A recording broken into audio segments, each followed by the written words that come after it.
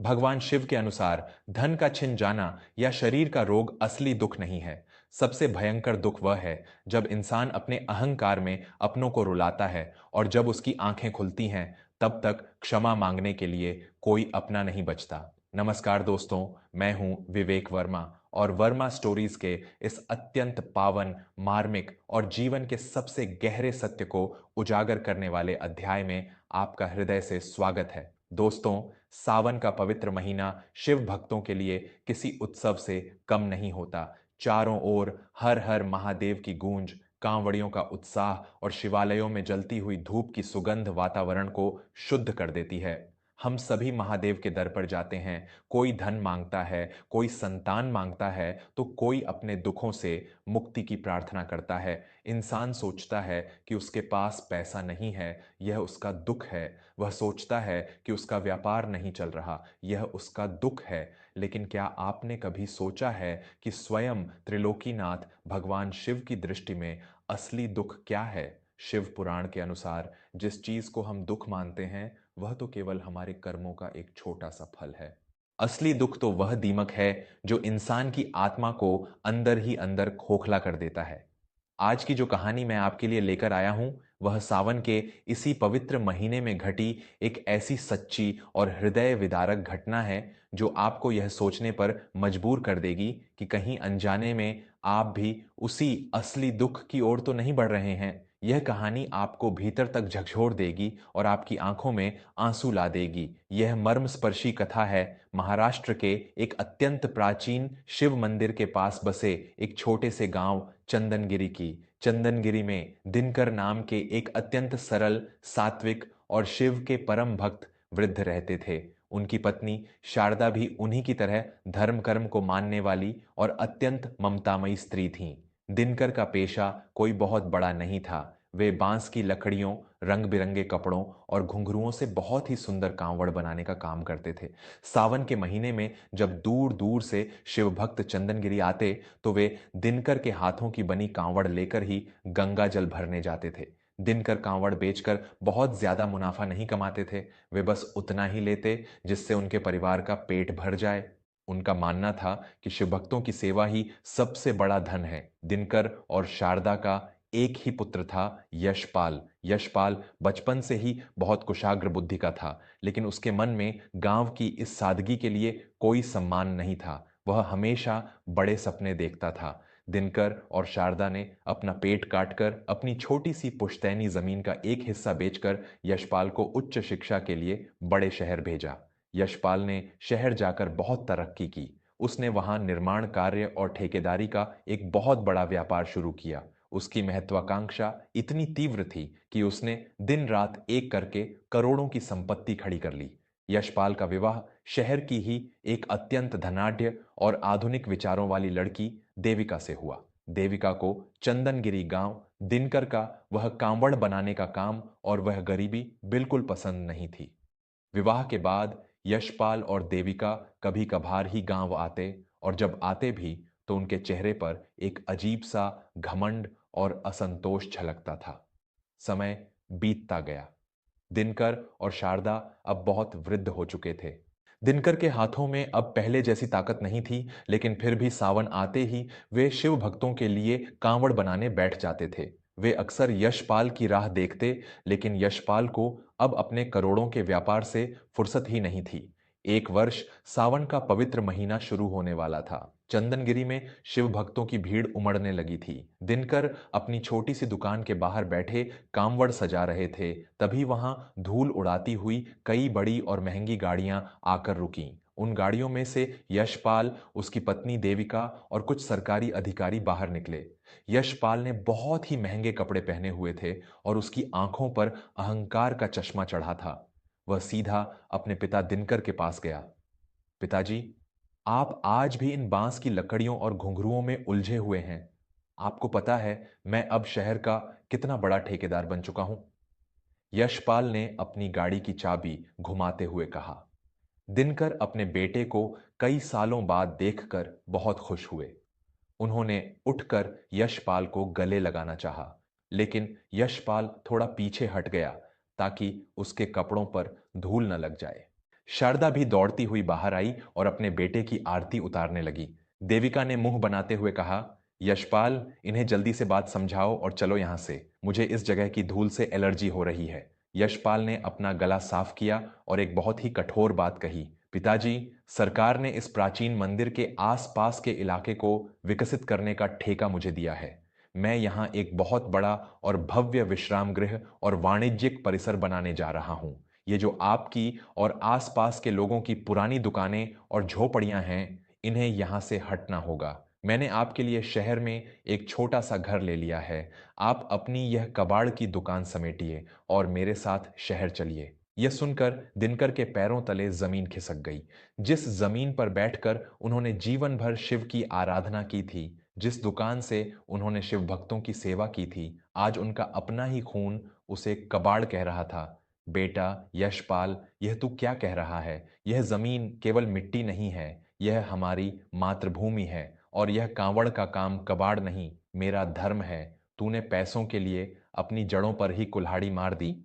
यहाँ के गरीब लोग कहाँ जाएंगे? मैं यह पवित्र स्थान और महादेव का यह द्वार छोड़कर कहीं नहीं जाऊंगा। दिनकर की आवाज में दर्द और दृढ़ता दोनों थे। यशपाल का अहंकार जाग उठा। पिताजी, भावनाओं से दुनिया नहीं चलती। यह करोड़ों की परियोजना है। आपकी यह कबाड़ की दुकान मेरी हैसियत खराब कर रही है। अगर आप सीधे तरीके से नहीं हटेंगे तो मुझे कल सुबह बुलडोजर चलवाना पड़ेगा। शारदा रोते हुए अपने बेटे के पैरों में गिर पड़ी। मेरे लाल, ऐसा अनर्थ मत कर। सावन का महीना है, शिव भक्तों के इस द्वार को मत उजाड़। तेरे पिता के प्राण बसते हैं इस जगह में। लेकिन देविका ने शारदा को झिड़कते हुए कहा, माँ जी, आप लोग हमेशा हमारी तरक्की के रास्ते में रोड़ा बनते हैं। हमने आपको शहर चलने का विकल्प दिया है, अब आपकी मर्जी। यशपाल और देविका वहां से चले गए। अगली सुबह सावन के उस पवित्र दिन, जब शिवालय में घंटियां बज रही थीं, यशपाल की मशीनें वहां पहुंच गईं। दिनकर ने बहुत विरोध किया। गांव वालों ने भी मिन्नतें की, लेकिन यशपाल ने पुलिस के बल पर बलपूर्वक वह पूरा इलाका खाली करवा लिया। दिनकर की वह पुश्तैनी दुकान और उनकी सारी बनाई हुई कांवड़ें मशीनों के नीचे कुचल दी गईं। दिनकर और शारदा को वहां से खदेड़ दिया गया।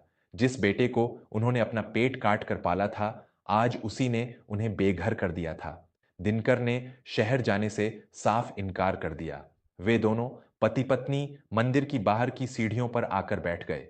इस गहरे सदमे और अपमान को शारदा बर्दाश्त नहीं कर पाई। कड़कड़ाती ठंड और बारिश में खुले आसमान के नीचे रहने के कारण कुछ ही दिनों में शारदा को भयंकर निमोनिया हो गया। दिनकर के पास इलाज के लिए पैसे नहीं थे। उन्होंने कई बार यशपाल को संदेश भिजवाया, लेकिन यशपाल अपनी परियोजना के काम में इतना व्यस्त था कि उसने कोई ध्यान नहीं दिया। और सावन के उसी महीने में मंदिर की सीढ़ियों पर शारदा ने तड़प तड़प कर अपने प्राण त्याग दिए। दिनकर पूरी तरह टूट गए। उनकी आंखों के आंसू सूख चुके थे। वे अपनी पत्नी के मृत शरीर को देखकर बस आसमान की तरफ देखते रहे और उनकी मानसिक स्थिति पूरी तरह विक्षिप्त हो गई। उधर यशपाल ने वहां एक बहुत ही शानदार और आलीशान विश्राम गृह बना लिया। उसका अहंकार सातवें आसमान पर था। लेकिन गरुड़ पुराण और शिव पुराण का वह अटल नियम है कि जो इंसान अपने माता पिता के आंसुओं पर अपने महल की नींव रखता है, उस महल को खंडहर बनने में जरा भी समय नहीं लगता।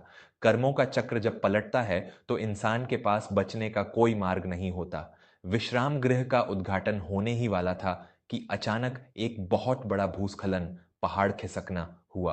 प्रकृति के उस भयंकर प्रकोप ने यशपाल के उस करोड़ों के विश्राम गृह को ताश के पत्तों की तरह ढा दिया।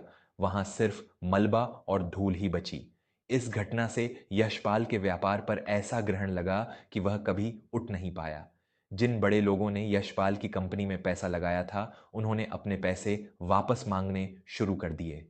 यशपाल पर करोड़ों का कर्जा चढ़ गया। उसकी कंपनी नीलाम हो गई। शहर का वह आलीशान बंगला छिन गया और उसकी सारी गाड़ियां बिक गईं। जब गरीबी ने दरवाजे पर दस्तक दी तो सबसे पहले वह गई जो पैसों के लिए आई थी। देविका ने यशपाल से तलाक ले लिया और सारा बचा खुचा पैसा लेकर अपने मायके चली गई। यशपाल अब बिल्कुल अकेला और कंगाल हो चुका था। लेकिन महादेव की सजा यहीं खत्म नहीं हुई थी।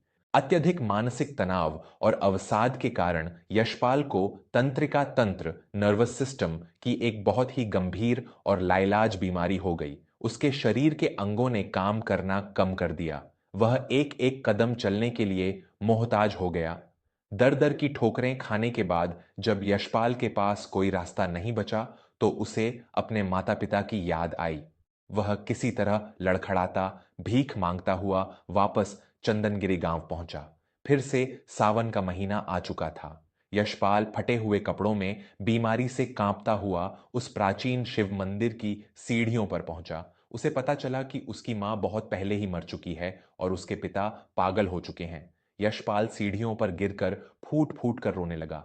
हे महादेव, ये कैसी सजा दी आपने मुझे। मेरा व्यापार छीन लिया, मेरी पत्नी मुझे छोड़ गई, मेरा शरीर रोगों से भर गया, मेरे पास कुछ नहीं बचा। मैं दुनिया का सबसे दुखी और बदनसीब इंसान हूं। यशपाल अपने बाल नोचते हुए विलाप कर रहा था। तभी मंदिर के एक अंधेरे कोने से भस्म लगाए और रुद्राक्ष की मालाएं पहने हुए एक अत्यंत ओजस्वी और रहस्यमयी साधु बाहर आए।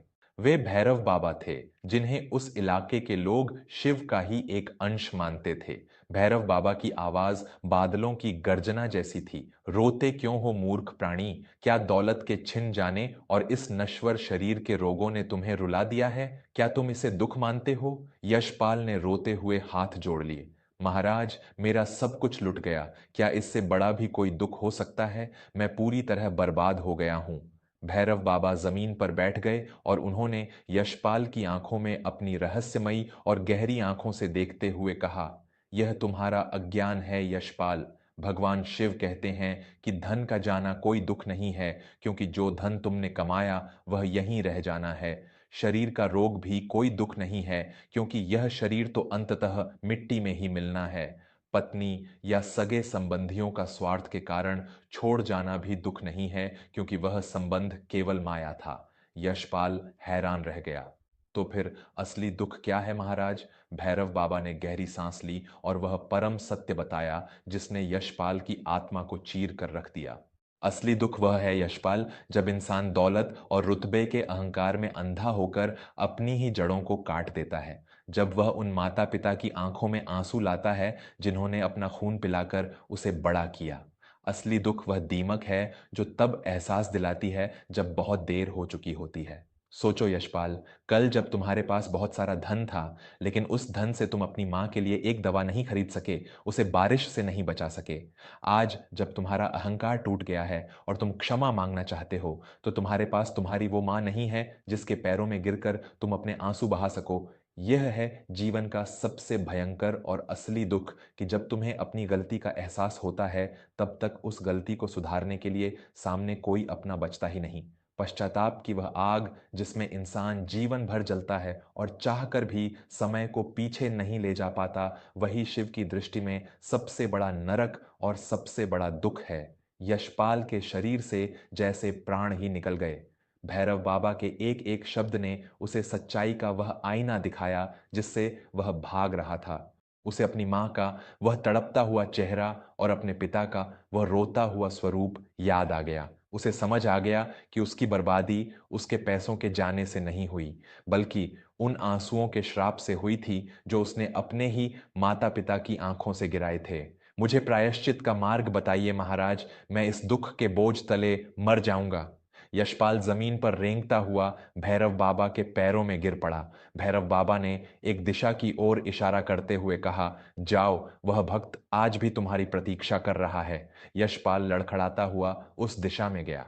उसने देखा कि मंदिर के बहुत पीछे एक टूटे हुए चबूतरे पर दिनकर फटे पुराने कपड़ों में बैठे हैं।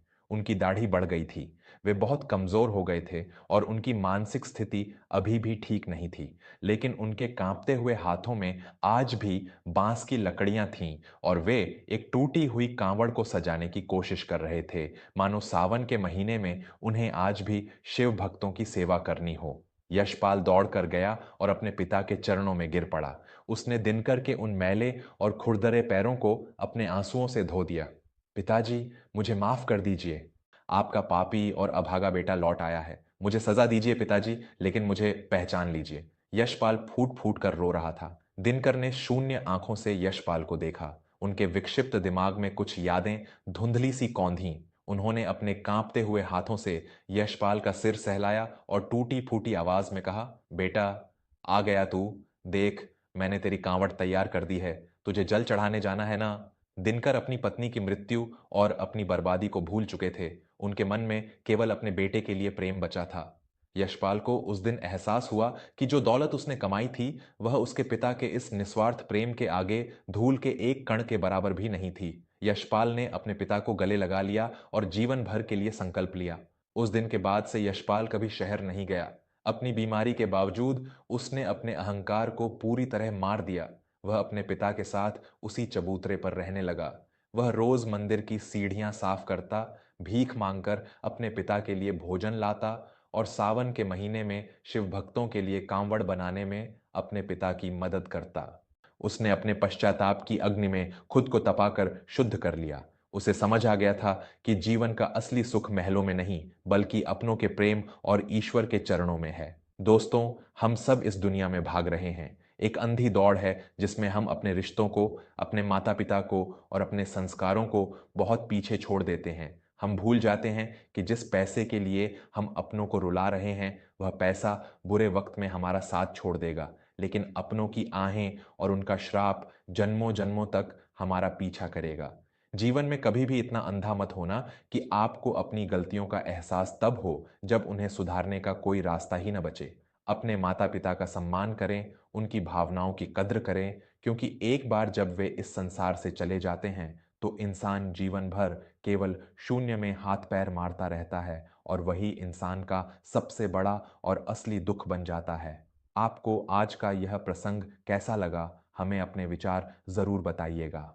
यदि यह कहानी आपके हृदय को छू गई हो और आपकी आंखों में आंसू आए हों, तो इसे अपने परिवार और मित्रों के साथ अवश्य साझा करें ताकि वे भी इस असली दुख से बच सकें। ऐसे ही और जीवन को दिशा देने वाले सत्य प्रसंगों के लिए जुड़े रहिए वर्मा स्टोरीज के साथ। अपने माता पिता से आज ही गले मिलें।